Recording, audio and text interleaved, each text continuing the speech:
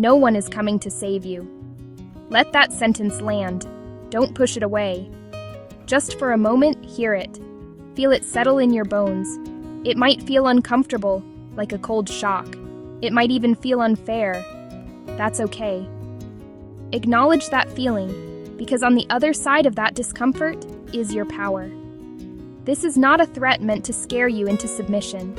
It is not a harsh judgment on your past choices or your present circumstances. We are so often taught, in subtle and not so subtle ways, to wait, to be chosen, to be rescued. But this sentence, this is a profound and liberating truth. It is a call to action, a signal that your moment to begin has finally arrived. It's the permission you've been waiting for, granted by the only person who truly can, you. For how long have you been holding your breath, waiting for that fairy tale rescue to appear on the horizon? You might have been waiting for the perfect day, the one where the stars align and all obstacles simply melt away. The day you finally feel ready. You may be waiting for the perfect person to arrive, a mentor, a partner, a friend who will see your potential and do the heavy lifting for you. Someone to hand you the map and clear the path. Perhaps you're waiting for the perfect idea for your business, that one flawless concept that guarantees success before you even start, or waiting for the muse to strike before you write the first word of your novel. Maybe you're waiting to feel strong enough to start your fitness journey, or financially secure enough to take a calculated risk. You may even be waiting to find your inner fire, that elusive spark of motivation you believe must precede any real effort, believing that passion is a prerequisite, not a result, of action. Many of us live our lives in this state of suspended animation. It's a comfortable, safe place, this waiting room, but nothing grows there. No dreams are realized in the lobby of life. The truth is, the hero isn't coming, because the hero is already here. It's you. We wait, and we hope, and we wish for things to be different. We tell ourselves stories about why today is not the right day to start. We convince ourselves that tomorrow holds more promise, that next week will be less complicated, that next year will finally be our year.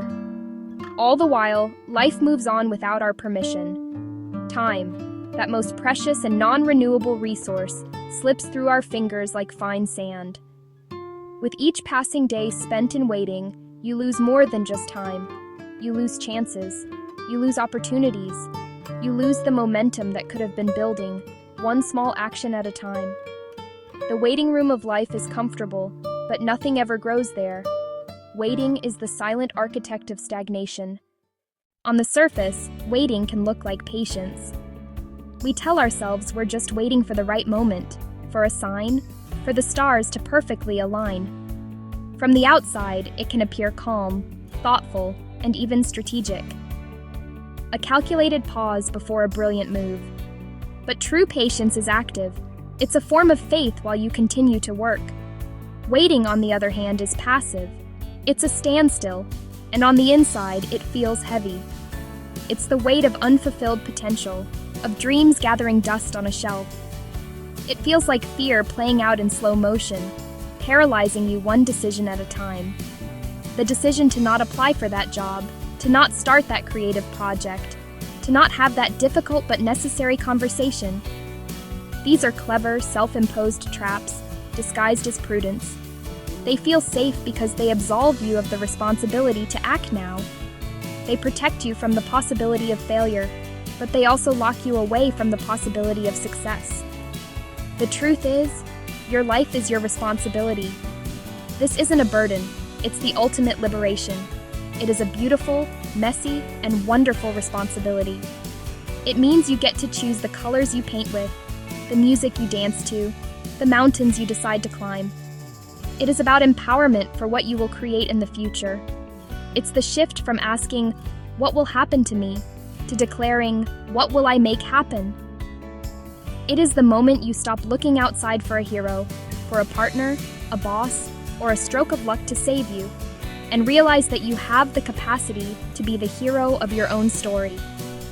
You are the one you have been waiting for.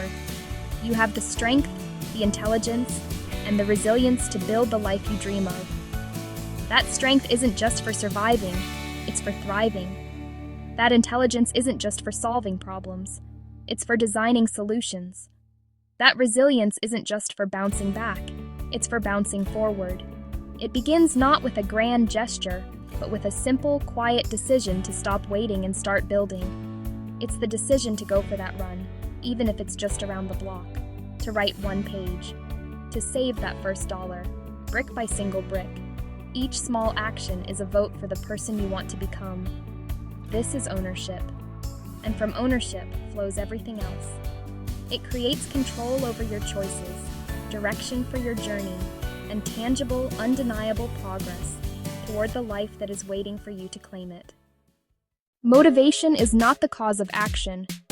Motivation is the result of action. On days you least feel like going to the gym, if you just get yourself through the door and start, within minutes your energy shifts. Sustainable success is built on discipline. It's built on habit, not on fleeting motivation. Make the initial action so small and easy you can't talk yourself out of it. Write for 5 minutes.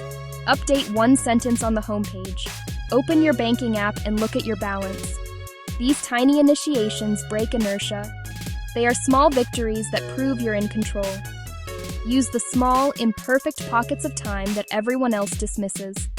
A specific time, a tiny action, a reliable trigger. When I pour my morning coffee, I will write down my top 3 priorities for the day. So, how do we translate this newfound ownership into tangible action? Let's get practical. It starts with the smallest, most manageable commitments. Think about a skill you've always wanted to learn.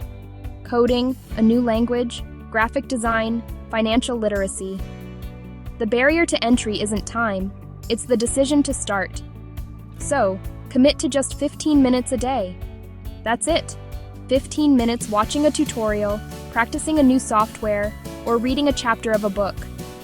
It might feel insignificant, like a single drop in an ocean, but do the math. In 1 week, that's nearly 2 hours.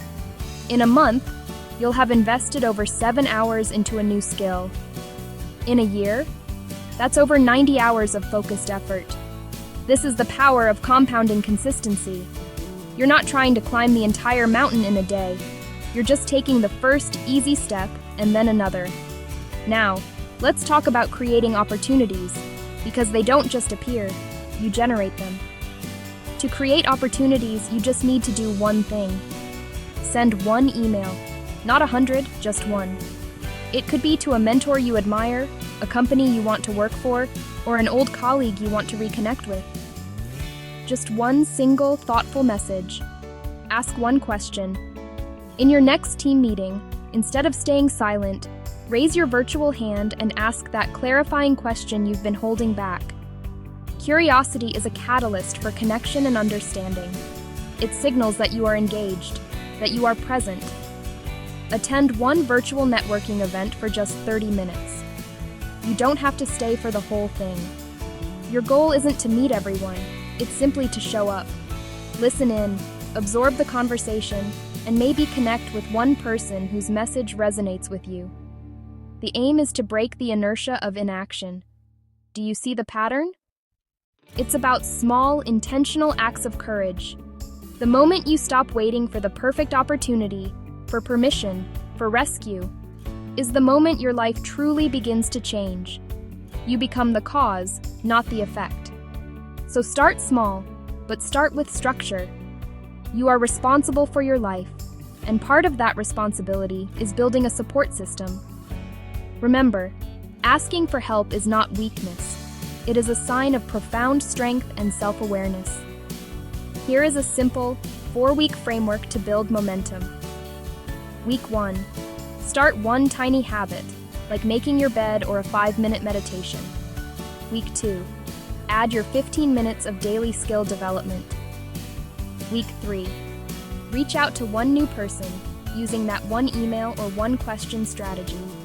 And in week 4, review your progress, acknowledge your effort, and celebrate your consistency, no matter how small the wins feel. This is your life. You have been given this one precious, wild, and beautiful life. It is not a dress rehearsal. It is a gift, a canvas, and it is your work of art. Treat it with the reverence and intention it deserves. So, I'm asking you to start today. Not tomorrow, not next week. Do one small thing right now. Send that text. Sign up for that webinar. Put on your running shoes and walk around the block. Because the moment you stop waiting for rescue is the moment your life begins to change. This is the core truth we must return to again and again. If this message moved you, let's build a community of women who are taking action. Subscribe for your weekly dose of momentum. Share this video with a woman in your life you want to see win. And most importantly, go to the comments and commit to your one tiny step for today. Declare it. Make it real. You are the one you have been waiting for. The hero of your story is you. No one is coming to save you. And that is not a tragedy. That is your power. It's the realization that the keys to the kingdom have been in your pocket all along. Thank you for sharing this time with me. I'll see you in the next video. Until then, keep building your beautiful life, brick by brick.